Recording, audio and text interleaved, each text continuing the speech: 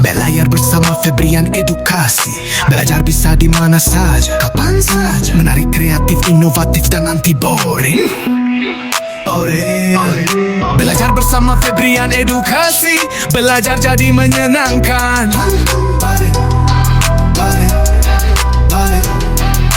B. Aktivitas Kehidupan Masyarakat Indonesia Masa Peradaban Islam sebagai sebuah agama masuk dan berkembang di Indonesia pada masa Hindu Buddha. Berbagai teori berkembang tentang kapan dan di mana Islam mulai menyebar. Berita Cina menyebutkan bahwa terdapat dira hunian para pedagang Arab Islam di pantai barat Sumatera. Islam masuk dari dira asalnya yaitu Arab karena dibawa oleh pedagang Arab. Islam masuk ke Nusantara tidak langsung dari Arabia, tapi melalui ajaran tasawuf yang berkembang di Gujarat, India. Islam masuk dari Gujarat ke Samudra Pasai pada awal abad ke-13 Masehi. Islam masuk ke Nusantara melalui Cina berdasarkan kepada Sultan Demak yang merupakan keturunan Cina dan Wali Songo adalah peranakan Cina. Dasar dari pendapat beliau adalah kronik kelenteng Sampo Kong di Semarang. Masuk dan berkembangnya Islam di Nusantara akibat umat Islam memiliki navigator atau muallim dan pedagang Muslim yang beraktivitas secara aktif di pelayaran dan perdagangan. Faktor YANMG menyebabkan Islam diterima dan berkembang dengan pesat adalah 1. Islam datang dengan damai. 2. Islam tidak membeda-bedakan manusia berdasarkan kasta. 3. Metode ibadah umat Islam mudah untuk dilakukan dan tidak butuh banyak biaya. Islam juga didukung oleh beragam metode yang digunakan sebagai media dakwah untuk menyebarkan agama Islam, di antaranya 1. Perdagangan 2. Pernikahan 3. Pendidikan 4. Seni budaya 5. Dakwah 6. Tasawuf kerajaan Islam yang ada di Indonesia adalah sebagai berikut. 1. Samudra Pasai, Garda Terdepan Nusantara. Samudra Pasai merupakan kerajaan Islam yang berada di ujung utara Pulau Sumatera. Sultan pertamanya bernama Sultan Malik al-Saleh. Beliau digantikan anaknya yang bernama Sultan Muhammad. Samudra Pasai mempunyai pelabuhan yang sangat penting di jalur perdagangan Selat Malaka. 2. Aceh Darussalam, benteng tangga Islam di Nusantara. Masa kejayaan kerajaan Aceh Darussalam tercapai pada pemerintahan Sultan Iskandar Muda, dengan kekuatan militer yang kuat dan besar. Beliau menguasai Sumatera sampai daerah Bengkulu dan Kampar. Perselisihan antara kalangan keluarga kerajaan menyebabkan kelemahan yang menjadikan sebagian kekuasaan Aceh runtuh, ditambah pula adanya orang Belanda yang berhasil merebut Malaka dan menguasai perairan di Indonesia dan berusaha menjatuhkan kerajaan Aceh. 3. Demak, Tuna Supremasi Kejayaan Nusantara. Kerajaan Demak didirikan oleh Raden Patah yang memutuskan hubungan dengan Majapahit. Jepara, Tuban, Gresik membantu Demak mendirikan kerajaan. Patih Anyus yang menjabat di Jepara sangat rajin membantu ayahnya, Raden Patah untuk meluaskan kekuasaan Demak. Patih Anyus memberanikan diri memimpin pasukan untuk menaklukkan Portugis di Malaka, tapi usahanya gagal. 4. Banten, Garda Pulau Jawa. Banten dikuasai oleh Fatahillah atas nama Sultan Demak.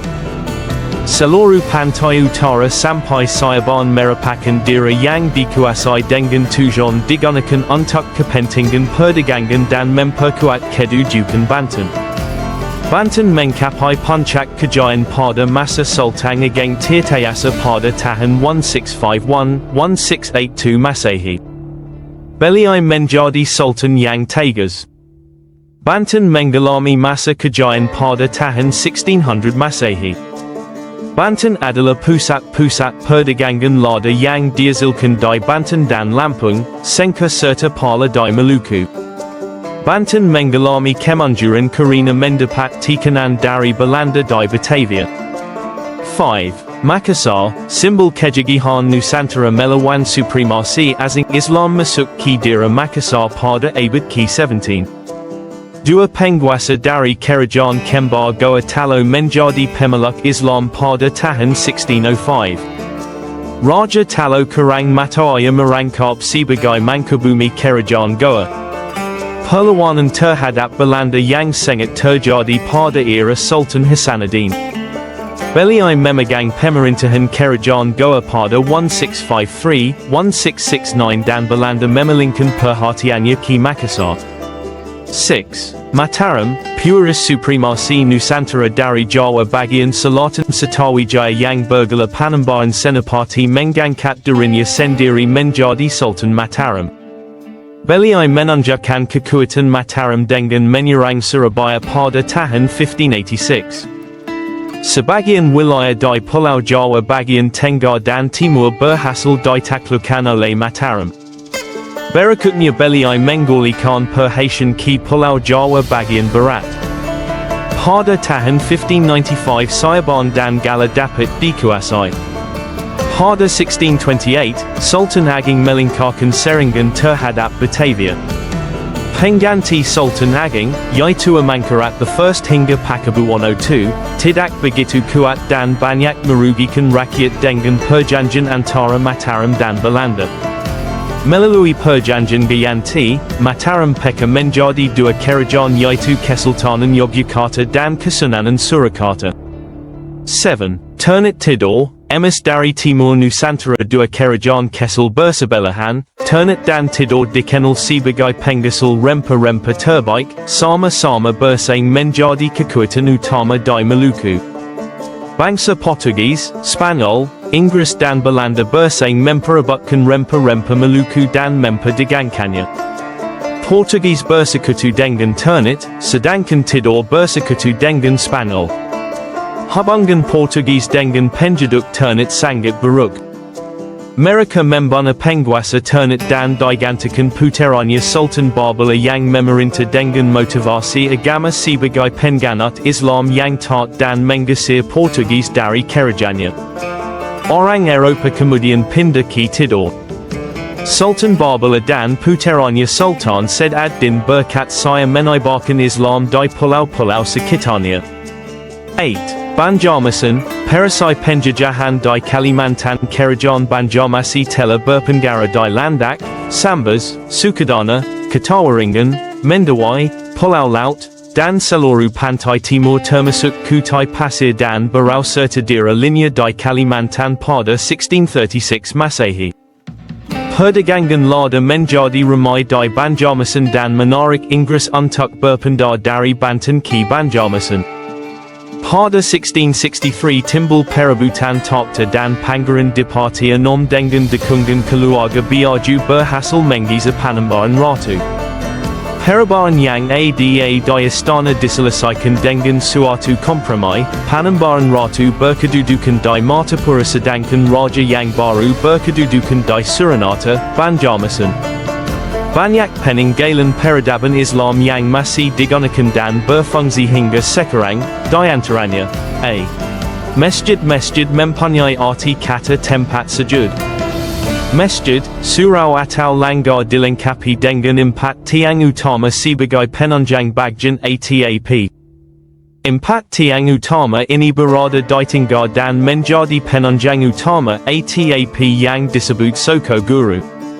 B. Makam pada masa peninggalan Islam, makam umumnya terdiri dari jirat, kijing, dan nisan yang merupakan bangunan yang terbuat dari batu atau tembok berbentuk persegi panjang. Sentri senior kerajaan Islam melarang melukiskan makhluk hidup atau bernyawa. Pada masa peradaban Islam di Indonesia, senior harus mengambil pola-pola dari zaman purba yaitu daun-daunan, bunga, bukit karang, pemandangan dan garis-garis geometri. Seni ini dapat dijumpai di makam-makam dan ukiran mimbar masjid. D.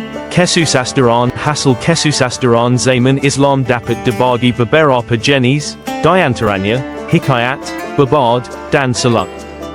Wayang pada peradaban Islam disedur oleh Sunan Kalijaga untuk tidak menyalahi aturan Islam. Pertunjukan wayang digunakan untuk berdakwah kepada masyarakat luas dan menjadi media yang efektif digunakan. Sekian. Belayar bersama Febrian Edukasi. Belajar bisa di mana saja, kapan saja. Menarik, kreatif, inovatif